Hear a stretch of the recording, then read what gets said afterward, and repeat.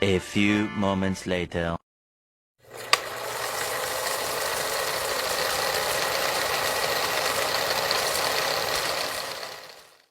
Assalamualaikum warahmatullahi wabarakatuh. Perkenalkan, nama saya Sisilia Amanda Putri dari kelas A S2 dengan NIM 231105030053. Bismillahirrahmanirrahim. Saya akan menjelaskan tentang distribusi pendapatan dalam Islam.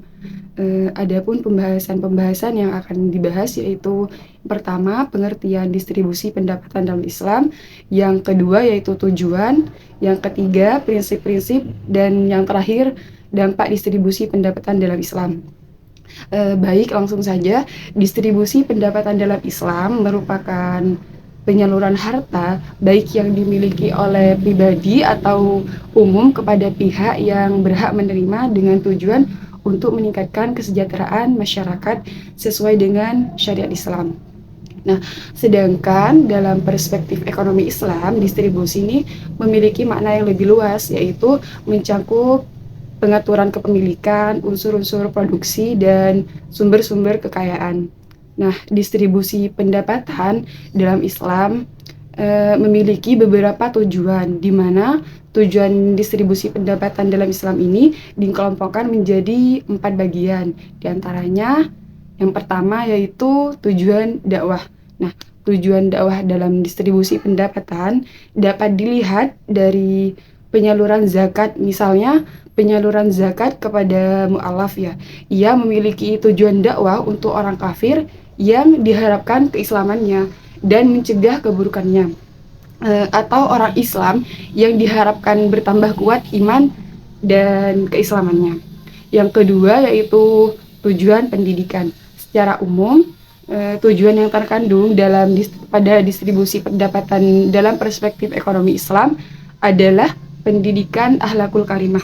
Seperti contoh, suka memberi, mengutamakan orang lain, dan mensucikan diri dari akhlak tercela seperti pelit dan mementingkan diri sendiri. Selanjutnya, yang ketiga yaitu tujuan sosial. Nah, tujuan sosial terpenting dalam distribusi pendapatan adalah yang pertama, memenuhi kebutuhan kelompok yang membutuhkan, mengutamakan ikatan cinta dan kasih sayang di antara individu dan masyarakat, dan mewujudkan keadilan di tengah-tengah masyarakat.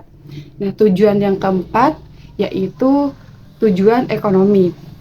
Distribusi pendapatan ini memiliki tujuan untuk pengembangan dan pembersihan harta baik dalam bentuk infak sunnah maupun infak wajib. Karena hal tersebut dapat mendorong pelaku untuk selalu menginvestasikan hartanya dalam bentuk kebaikan. Selanjutnya yaitu memberdayakan sumber daya manusia yang menganggur dengan terpenuhinya kebutuhan modal usaha mereka, karena hal ini akan mendorong setiap orang untuk mengembangkan kemampuan dan kualitas kerja mereka. Dan yang terakhir yaitu memberi andil dalam merealisasikan kesejahteraan ekonomi, karena tingkat kesejahteraan ekonomi sangat berkaitan dengan tingkat konsumsi. Dan tingkat konsumsi juga berkaitan dengan cara pendistribusiannya di antara anggota masyarakat. Nah, pembahasan selanjutnya yaitu tentang prinsip-prinsip distribusi pendapatan dalam Islam. Agar distribusi memberikan signifikansi yang memadai, maka perlu diperhatikan prinsip-prinsip distribusi yaitu sebagai berikut. Yang pertama, prinsip keadilan dan pemerataan dalam distribusi, yaitu mengandung maksud bahwa kekayaan tidak boleh dipusatkan pada sekelompok orang saja, tetapi harus menyebar kepada seluruh masyarakat. Islam menginginkan persamaan kesempatan dalam meraih harta kekayaan. Hasil-hasil produksi yang bersumber dari kekayaan nasional harus dibagi secara adil, dan Islam tidak mengizinkan tumbuhnya harta kekayaan yang melampaui batas-batas yang wajar, apalagi jika diperoleh dengan cara yang tidak benar. Selanjutnya yaitu prinsip persaudaraan. Konsep persaudaraan dalam Islam menggambarkan solidaritas individu dan sosial dalam masyarakat yang tercermin dalam pola hubungan sesama muslim. Islam menganjurkan persaudaraan dan kasih sayang dalam distribusi supaya umat Islam menjadi kuat, baik secara ekonomi, sosial, politik, budaya, dan sebagainya. Prinsip yang terakhir yaitu prinsip solidaritas sosial. Prinsip ini merupakan salah satu prinsip pokok dalam distribusi harta kekayaan. Islam menghimbau adanya solidaritas sosial dan menggariskan dan menentukannya dalam suatu sistem tersendiri seperti zakat, sedekah, dan lain-lain. Selanjutnya yaitu pembahasan yang terakhir, yaitu dampak distribusi pendapatan dalam Islam. Seperti yang kita ketahui, distribusi pendapatan merupakan bagian yang terpenting dalam membentuk kesejahteraan. Dampak dari distribusi pendapatan bukan saja pada aspek ekonomi, tetapi juga aspek sosial dan politik.